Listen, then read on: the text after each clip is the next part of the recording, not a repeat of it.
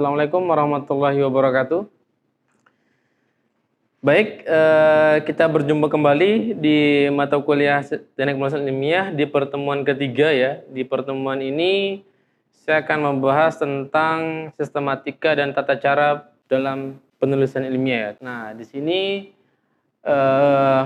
ada 3 substansi yang kita kenal ya secara umum di dalam karya tulis ilmiah. Ini berkaitan dengan proposal ataupun laporan akhir atau tugas akhir mahasiswa ya. Nah, ini untuk yang mahasiswa sarjana ataupun D4. Nah, di sini ada substansi awal atau bagian pendahuluan, kemudian ada substansi tengah.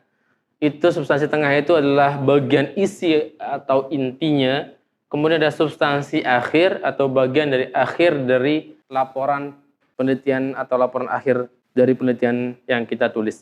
Ini dalam substansi karya tulis ilmiah, substansi awal dan substansi tengah itu adalah bagian dari proposal.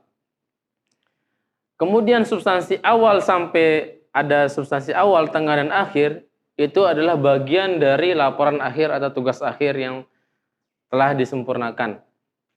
Nah, apa itu proposal dan laporan akhir atau tugas akhir? Proposal itu merupakan rencana ya. Proposal itu merupakan rencana kegiatan yang disusun secara formal karena kita ini menulis karya tulis ilmiah sesuai dengan sistematika penulisan yang telah disesuaikan secara matang dan teliti sebelum melakukan penelitian yang sebenarnya. Itulah proposal. Makanya sebelum kita melakukan atau meneliti atau menulis laporan penilaian laporan akhir, sebelumnya kita harus membuat proposal dulu. Proposal itu kalau memang jelas dan bisa diterima, maka proposal itu dapat dilanjutkan ke laporan akhir atau tugas akhir mahasiswa. Nah, apa itu laporan akhir atau tugas akhir? Itu merupakan dokumen yang tertulis ya secara formal berdasarkan uraian proses kegiatan penelitian, hasil pembahasan serta kesimpulan ya dalam suatu penelitian yang dibuat secara jelas dan disusun menurut metode penulisan dan sistematika tertentu yang telah ditetapkan. Bedanya ketika kita menulis proposal dan laporan akhir itu, proposal itu rencana, kemudian laporan akhir itu adalah melanjutkan rencana yang kita tulis di dalam proposal. Selanjutnya, bagian-bagian mana sih yang di dalam kita menulis proposal? Itu pertama ada bagian awal, isi, dan akhir. Bagian awal itu terdiri dari ini, halaman sampul, halaman judul, halaman pengesahan, daftar isi, daftar tabel, daftar gambar, dan daftar lampiran. Ini terrekord di dalam bagian awal di dalam proposal.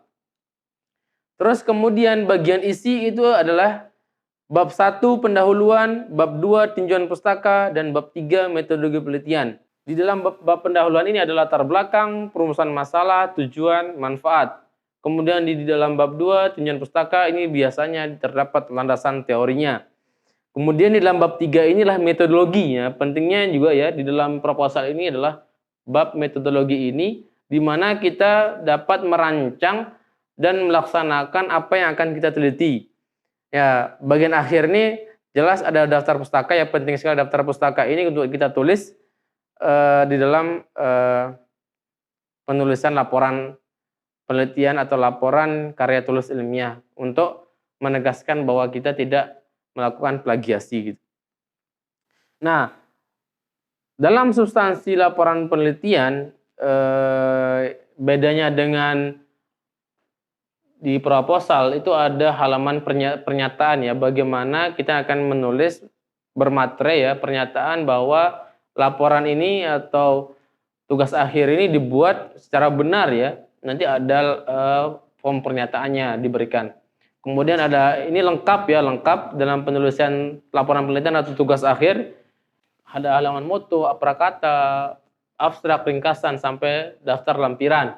Nah, bedanya di dalam proposal untuk bagian isi ditambahkan hasil pembahasan dan kesimpulan. Nah, hasil pembahasan dan kesimpulan ini dilaksanakan ketika proposal ini dapat disetujui dan diterima sehingga bisa dilanjutkan untuk mencari hasil dan pembahasan kemudian disimpulkan. Bagian akhir tetap ada daftar pustaka dan lampiran, itu mencerminkan kita tidak mengutip secara ilegal ya, tapi dengan cara legal dan tidak plagiat. Oke, saya akan menjelaskan secara rinci substansi awal tersebut ya. Di cover halaman judulnya sudah jelas ya, berisi judul, cover secara umum. Nanti di sini sesuai dengan pedoman ya, pedoman yang penulisan tugas akhir ya di Politeknik Negeri Jember, itu ada pedomannya, nanti akan dibagikan. Kemudian ada halaman pernyataannya juga disertakan di dalam pedoman tersebut.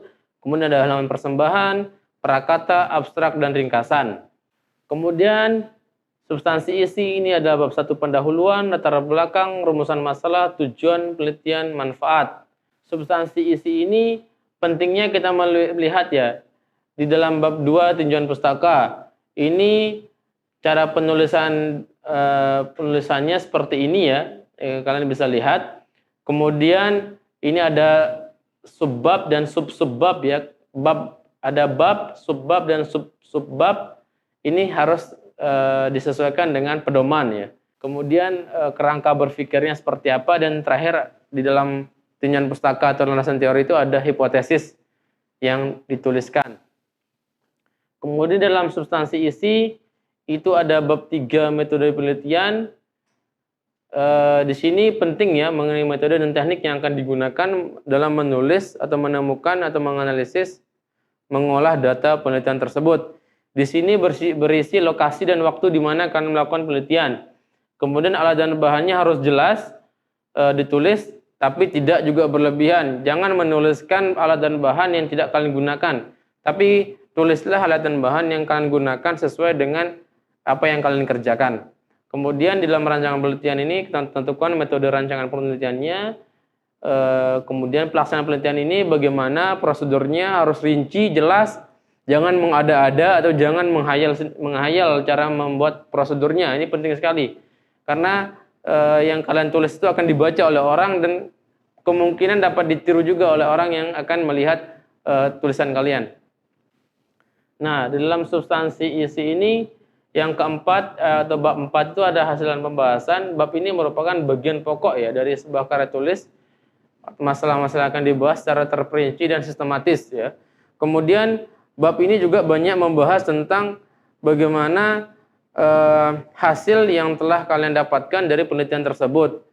Misalkan nanti ada parameter tinggi tanaman, hasil dan pembahasannya seperti apa. Kemudian parameter diameter batang, hasil dan pembahasannya seperti apa. Itu bisa kalian tulis seperti ini ya. Oke. Substansi isi yang terakhir itu adalah kesimpulan dan saran ya di bab 5. Ini penting ya. Penting selain bab 4 tadi, karena kesimpulan ini biasanya kalau kita membaca sebuah tugas akhir, skripsi yang kita ingin kutip, kita biasanya melihat, setelah melihat judul kita melihat kesimpulannya, oh terpenuhi atau tidak, atau sesuai enggak dengan apa yang kita akan tulis selanjutnya. Ini penting, sehingga kalian harus menyesuaikan kesimpulan ini tidak panjang lebar, tapi disesuaikan dengan tujuannya yang telah terpenuhi, dilihat dari hasil pembahasan yang telah dilaksanakan. Kemudian saran ini juga penting. Saran ini adalah bagian di mana kita akan memberikan apa yang menjadi kekurangan atau kelebihan kita dalam menulis. Misalkan nanti kita ingin menulis tinggi tanaman tebu, hubungan tinggi tanaman tebu terhadap diameter batang dan rendemen gitu, atau kebalik ya.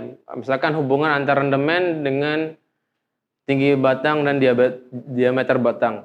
Nah, ketika kita ingin memberikan saran bahwa ternyata diameter batang ini tidak berpengaruh secara signifikan di dalam tinggi batang, dikarenakan pengaruh dari media atau perlakuan yang kita gunakan kurang tepat. Nah, kurang tepatnya itu di mana itu disebutkan. di saran, sehingga didapatkan nanti informasi tambahan yang kita taruh, kemudian nanti dapat dilanjutkan oleh penelitian sebelumnya. Nah, ini penting juga di saran ini ya. Kemudian terakhir adalah substansi akhir daftar pustaka, dan lampiran daftar pustaka ini memang cukup jelas ya bagaimana kalian mengutip referensi yang kalian tuliskan, dan harus lengkap sesuai dengan apa yang kalian kutip. Kemudian terakhir adalah lampiran. Lampiran ini juga penulisannya harus jelas sesuai dengan pedoman yang telah ditentukan. Nah, oke, terakhir karena slide-nya sudah habis, di sini saya ingin menyimpulkan bahwa dalam substansi ini pentingnya ketika kalian di proposal tadi, ketika itu disetujui berarti kita sudah memenuhi 75% dari laporan atau tugas akhir yang akan kita buat. Kenapa? Karena bab 1 dan bab 3 itu cukup penting ya di antara bab yang lainnya, karena ketika kita sudah fix atau menulis bab latar belakang dengan baik, kemudian ada masalah dan tujuannya, dan dilaksanakan di dalam metode penelitian yang jelas, maka itu cukup jelas kita lakukan. Nah, baru kita menulis hasil pembahasan. Kenapa 75%? Karena inti dari laporan penelitian atau laporan akhir itu terdapat di dalam bab 1 dan bab 3. Kemudian baru kalau bab 4 ya memang tinggal pelaksanaannya saja. Dan bab 5 itu memang kesimpulan dari apa yang kita tulis. Dan itu kalian harus menulisnya dengan baik dan benar. Karena jangan asal-asalan, jangan asal copy paste, jangan hanya melihat mudahnya saja, tapi melihatlah dari manfaat dan kegunaannya apa yang kita tulis, sehingga yang kita tulis ini dapat bermakna baik dan jelas. Nah, semoga pertemuan ini dapat memberikan informasi yang baik bagi kalian dalam menulis laporan akhir atau tugas akhir mahasiswa. Nanti kalau ada pertanyaan langsung saja dilontarkan, disampaikan. Kalau ada yang kurang begitu dimengerti pada penjelasan saya, dapat ditanyakan secara langsung. Dan kalian juga dapat mencari informasi itu juga di internet, di buku, dan yang berkaitan dengan mata kuliah kita, dan yang tidak dimengerti dapat ditanyakan langsung kepada dosen yang mengampu mata kuliah ini. Sekian yang dapat saya sampaikan, kurang lebihnya mohon maaf. Wassalamualaikum warahmatullahi wabarakatuh.